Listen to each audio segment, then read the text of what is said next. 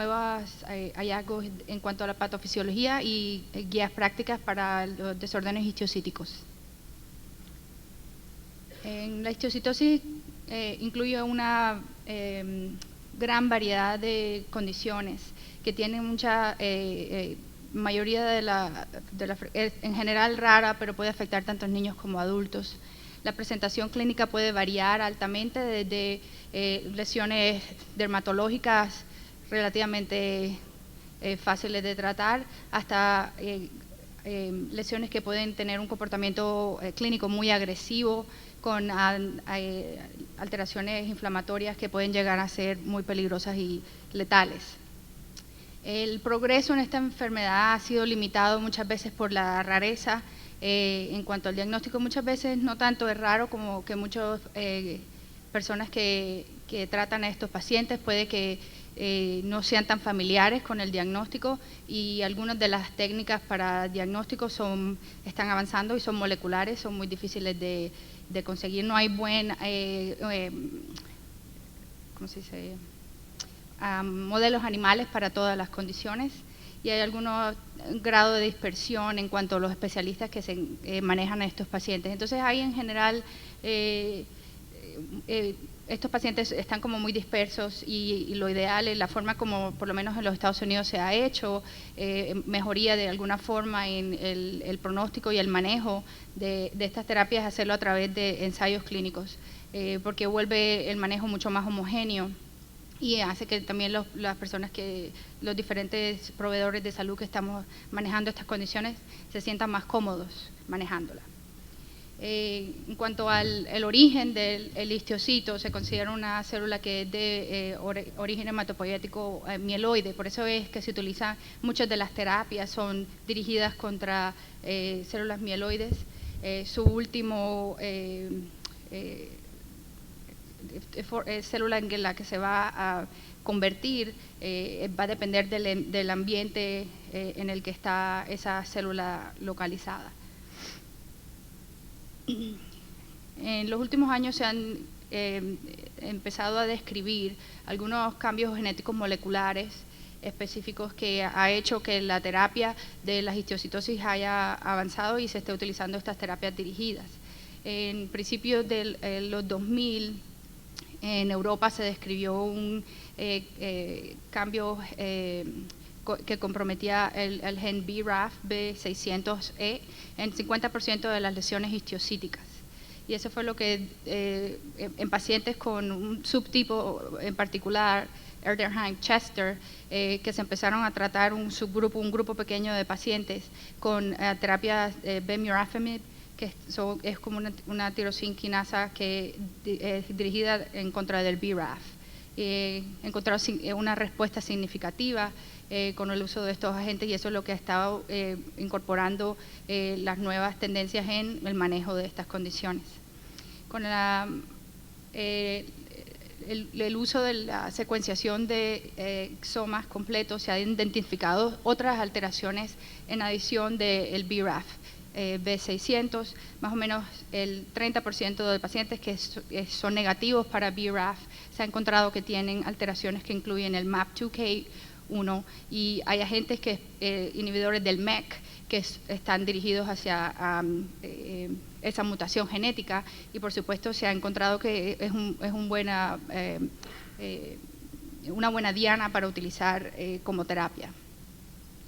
El hallazgo, como les decía, de que la célula histiocítica tiene o proviene de una célula hematopoyética precursora mieloide, es lo que hace también que muchas de las terapias que se ofrecen de primera y segunda línea sean dirigidas contra células mieloides. En cuanto a la clasificación, se pueden dividir en dos grupos, ya sean células dendríticas, dentro de las cuales están los histiocytic, la Langerhans cell, el xantogranuloma juvenil, dentro de los cuales están Erdheim-Chester, que hablamos hace un minuto, los desórdenes monocíticos en macrófagos, dentro de los cuales está la linfohistiocytosis hemofagocítica, ya sea familiar esporádica o secundaria, la mayoría de las veces a un efecto tumoral, y otros que no están clasificados, que incluyen Rosaif-Dorfman y histiocytoma solitario de fenotipo macrófago. Histiocytosis siendo de las más comunes que nosotros manejamos en pediatría, en general raro, más o menos el pico de edad es de 1 a 3 años de edad, con una predominancia de varones y caucásicos. La incidencia es 3 a 5 casos por millón en pediatría y 1 a 2 casos por millón en adultos. En cuanto a estudios epidemiológicos, han demostrado posibilidad de alguna exposición a solventes en los padres de niños que están afectados por desórdenes histiocytíticos, y en los adultos se ha descrito la exposición al tabaco. No hay una información necesariamente específica en cuanto a un patrón de tendencia de herencia, pero no parece que se acumule o hay algunos familiares de primer grado. Como les decía, es una condición que tiene una presentación clínica muy variable, y estas imágenes muestran el primer set de imágenes desde una persona que tiene un solo órgano comprometido, una lesión ósea en el húmero, o múltiples huesos afectados. El último imagen muestra un niño con múltiples órganos involucrados y de alto riesgo. Y en cuanto a las lesiones de piel, la histiocytosis se considera como un gran simulador, por eso es tan difícil a veces de tratar, porque muchas personas lo pueden confundir con 1.000.000 de condiciones, desde eczema, de dermatitis seborreica, y por mucho tiempo las personas pueden no estar diagnosticadas hasta que no se obtiene una patología. Las imágenes inferiores incluyen las múltiples lesiones líticas que son clásicas de los desórdenes histiocytíticos, la afección de la pituitaria, y una de las condiciones que es más difíciles de tratar es la enfermedad neurodegenerativa del sistema nervioso central.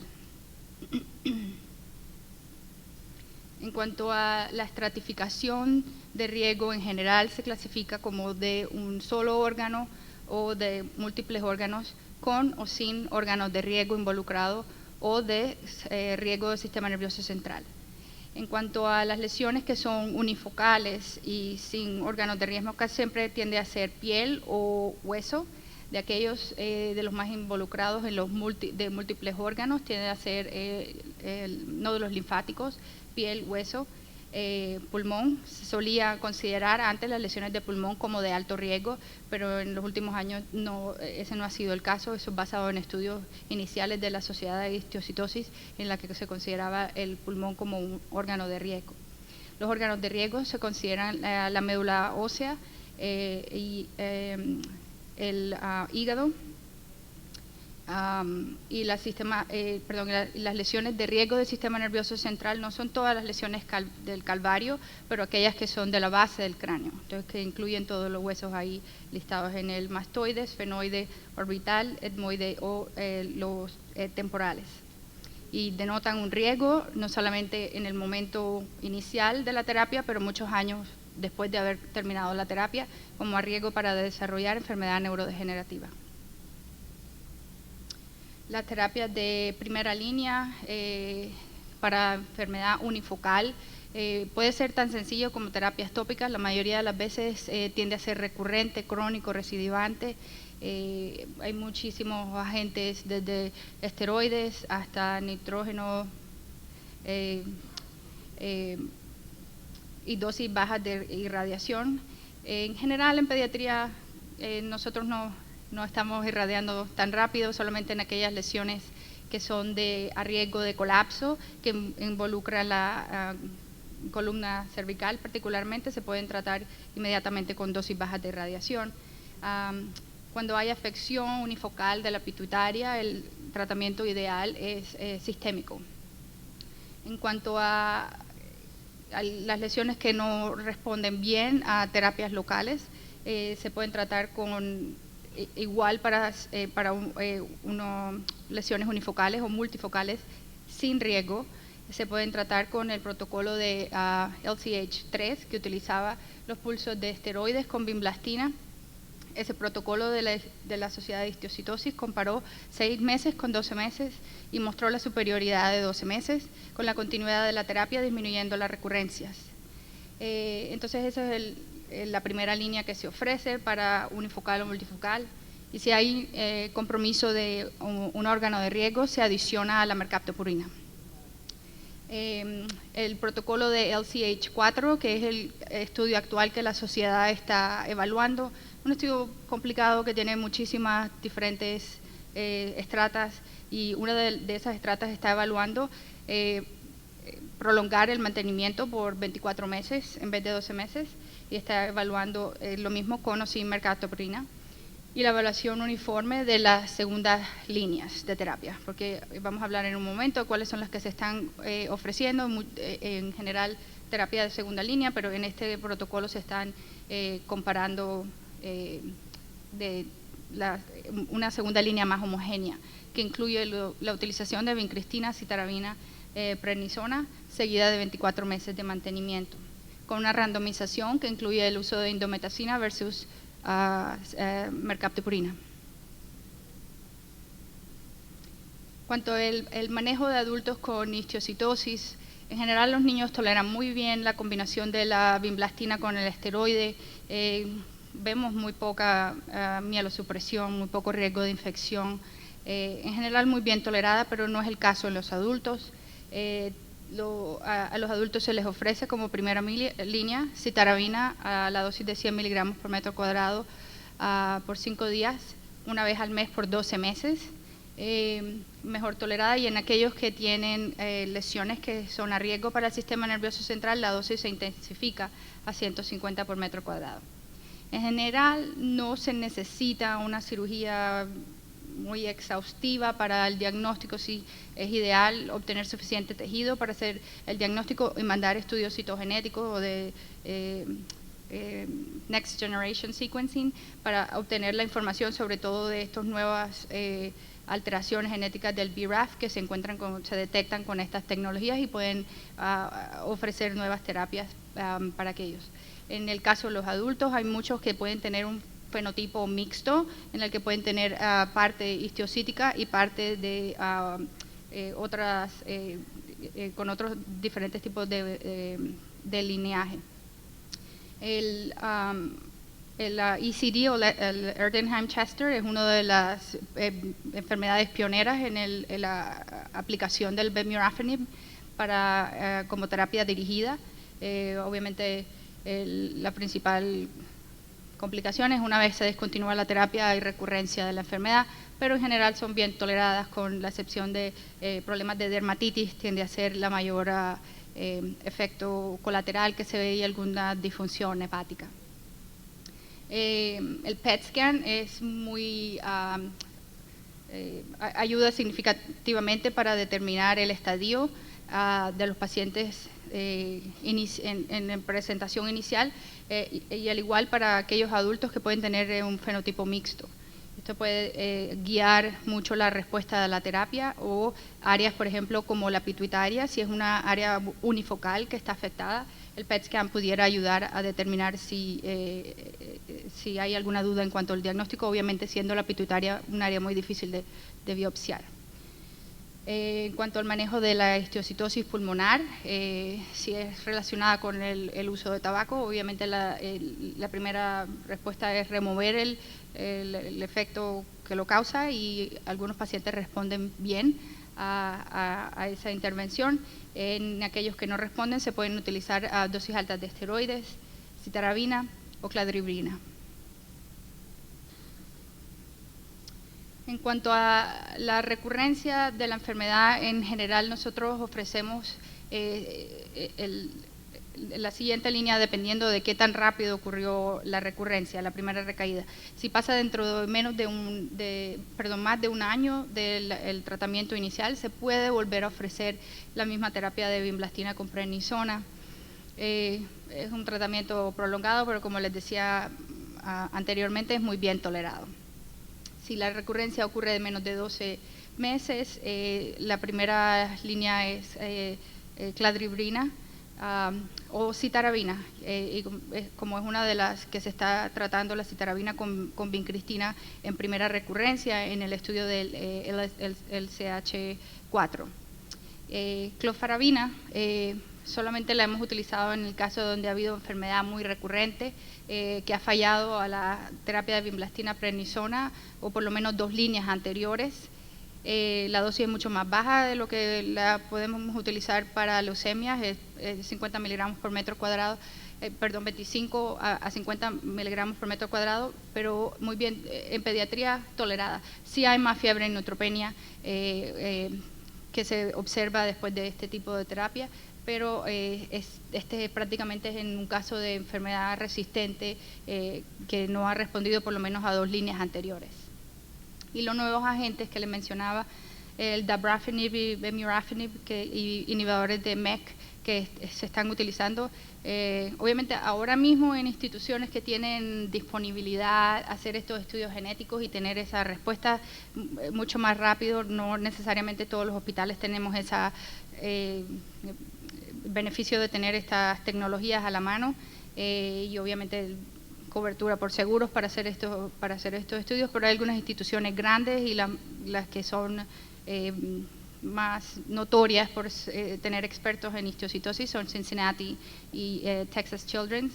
Están utilizando ahora mismo como una secuenciación rápida para hacer el diagnóstico e incluso ofrecer estas terapias de primera línea.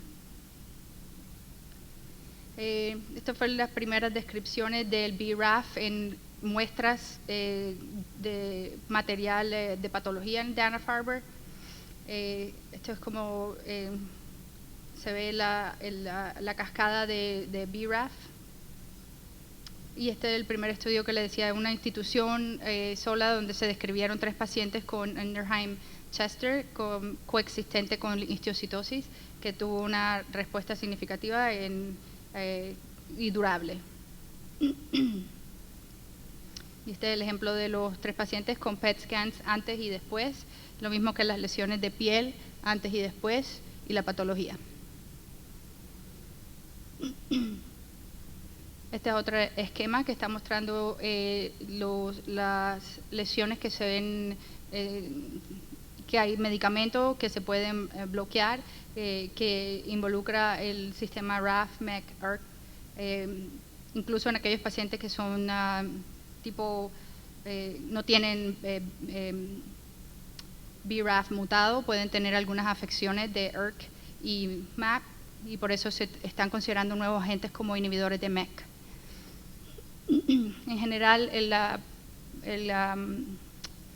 comportamiento clínico de estas lesiones que tienen el BRAF mutado tienden a ser mucho más resistentes a los esteroides y a la vimblastina, y pueden tener mucho más afección dermatológica, y más o menos en 20 a 25% de los que son BRAF negativos pueden ser wild type para MAT2K.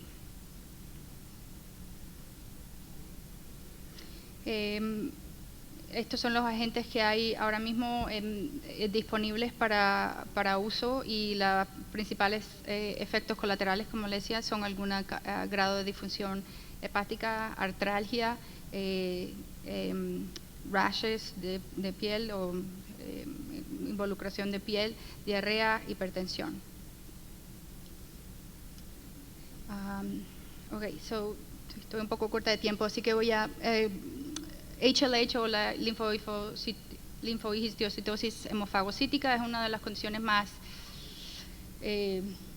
peligrosas que hay, tanto para el paciente como para el doctor. Causa un poco de ansiedad a todo el que lo consultan para que vaya a hacer una evaluación para un paciente con esta enfermedad. En general, la principal limitación que tenemos es que el criterio clínico se parece a 1.000.000 de cosas, y obviamente uno tiene que estar cómodo haciendo el diagnóstico, porque entonces habría que ofrecer terapias muy intensivas si se llega a confirmar. La confirmación final es con estudios de inmunología que puede que no estén disponibles en los hospitales donde ustedes practican. En el hospital incluso donde yo practico se demora más o menos una semana en tener esos resultados y en una semana estos pacientes no pueden tolerar de pronto esperar una semana para el resultado. Así que muchas veces hay que actuar con resultados pendientes.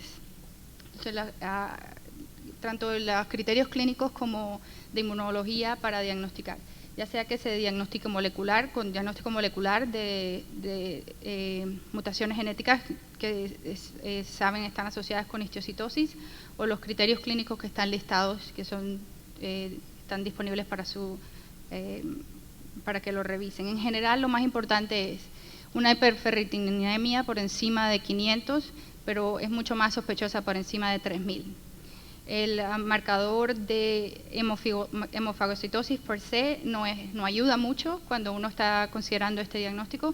Para nosotros lo más importante es si la ferritina está suficientemente elevada y el marcador del soluble IL-2, que sirve tanto para determinar respuesta a la terapia como recurrencia. En cuanto a la diferencia entre primaria y secundaria, se solía decir que la primaria es una enfermedad de pediatría, pero no es el caso. Con los nuevos usos de la terapia de diagnóstico molecular, se han descrito casos de HLH primario, incluso en adultos, el mayor que se ha descrito de 67 años. Entonces, obviamente, esa persona nunca se reactivó hasta que tuvo esa edad y casi siempre es secundario a algún agente infeccioso o tumoral. El tratamiento de la HLH es una inducción con dosis decreciendo de etoposide y dexametasona. Se incluye metotrexate intratecal si hay compromiso del sistema nervioso central y, como les decía, se monitorea la ferritina y el soluble IL-2 con evaluación de las infecciones. Si, por ejemplo, la persona le recurre a la fiebre, después de este tipo de inducción es bien mielosupresiva y están a más riesgo de infección, hay que tener mucho soporte clínico. No van a poder ver bien esta porque está un poquito pequeña, pero en general es como un algoritmo. Esto está disponible en el How I Treat, por el Journal de Blood, por el Dr. Jordan. Cómo se hace el algoritmo para si uno está sospechando HLH, el manejo dirigido dependiendo de los resultados, pero básicamente si uno lo sospecha y la sospecha es alta, empiecen el otopósido, empiecen el esteroide y una vez que tengan el resto de sus marcadores o empiecen a disminuir la dosis, pero si hay una recurrencia y los marcadores otra vez empiezan a subir, se puede volver a empezar o escalar de nuevo la terapia. Pero el tratamiento final es trasplante alogénico. El síndrome de activación de macrófagos se considera como dentro del grupo de histiocytosis, de HLH, asociado con enfermedad reumatológica. Tiende a tener unos criterios clínicos un poco menos intensos. Las citopenias usualmente ocurren muy tarde. En este caso, la hemofagocitosis es mucho más informativa, si uno está sospechando esto. El tratamiento de esto son esteroides, ciclosporina y inmunoglobulina.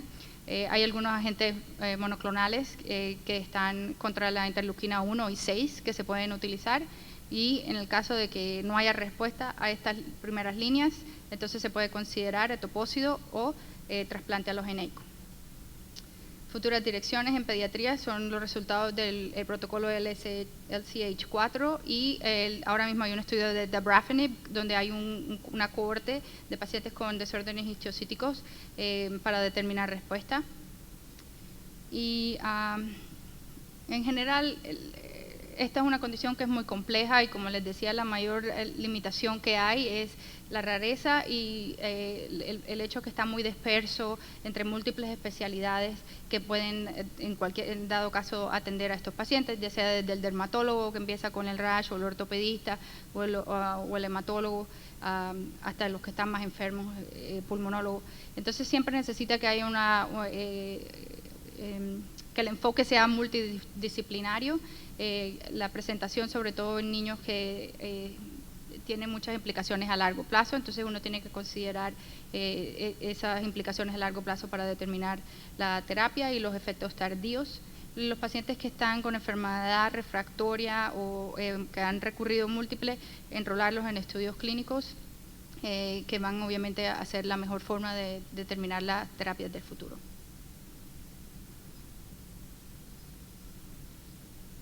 Gracias.